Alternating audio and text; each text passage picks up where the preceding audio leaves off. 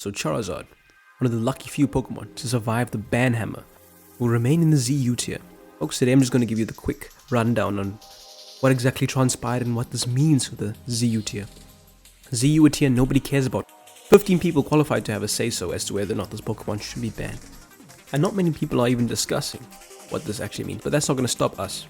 Folks, the reason I believe Charizard was fair and fine to remain in the ZU tier is as follows. Charizard had hard counters, whether people believed it or not. Not arbitrary checks that you had to dig deep to and find. Pokemon that are actually quite common and popular in the ZU tier. Regirock being chief among them. If you look at the viability rankings, Porygon 2 could take on Charizard quite tremendous. Lantern resisted both stabs. Snorlax is so fat on the special defensive side. And these are all highly rated Pokemon in ZU. And on an off day, Dashban was completely immune to the fire type attacks Charizard dealt out. Although Charizard is very difficult to switch into as it's got decent special attack, good typing, very high powered coverage moves, it is flawed in the fact that that's all it offers is one hard hitting attack and then it has to probably switch out. Other Pokemon that had Calm Mind in the tier, once they got going after a single Calm Mind, they could turn Charizard into setup fodder, as Charizard didn't have any means to boost itself on the special attacking side, and physical attacking Charizard pales in comparison because of its measly physical attacking stat. With no more access to Roost or Toxic or Defog, Charizard offered nothing but a solo heavy hit every time it came in. And the Pokemon that do Calm Mind in the face of Charizard tended to offer way more team utility.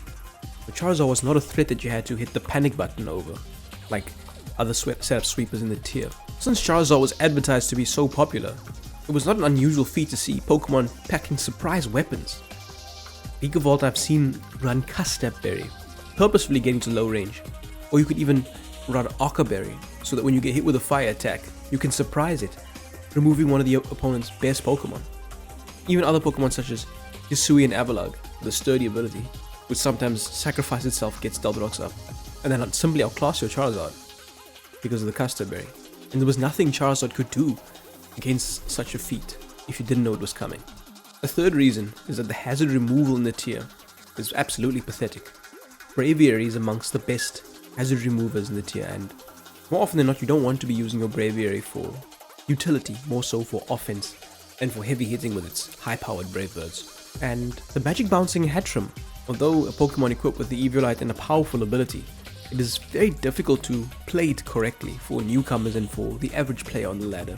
When the opponent sees you have a Hatchram, they are not going to give the opportunity to bounce anything back onto their side of the field. And it takes a top player to have a game sense as to when the right opportunity is to send the Sorting Hat into the fray, simply to bounce back an annoying non-attacking move that the opponent happens to click.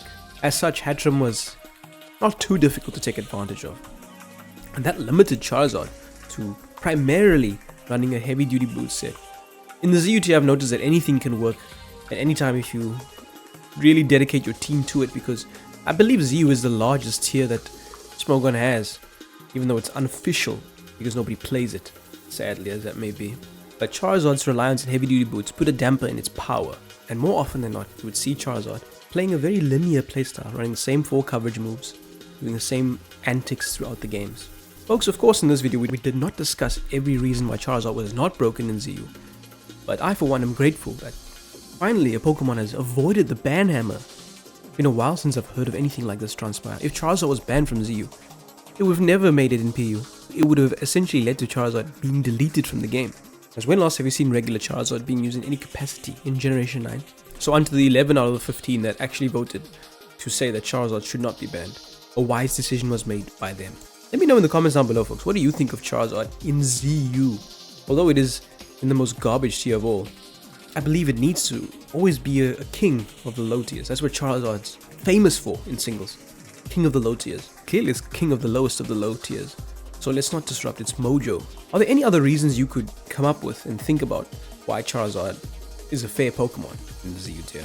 I'd love to hear your thoughts and ideas in the comments down below. One thing off the cuff that I can think about is strong priority moves like Floatzel's Aqua Jet, or even Aqua Jet from Coolfish, is a deterrent onto Charizard. If you did enjoy this content, folks, just bringing you the news, be sure to leave a like and subscribe. But now you know Charizard will remain legal in the unofficial ZU metagame. Until next time, folks, we shall be U-turning out. Thanks for watching.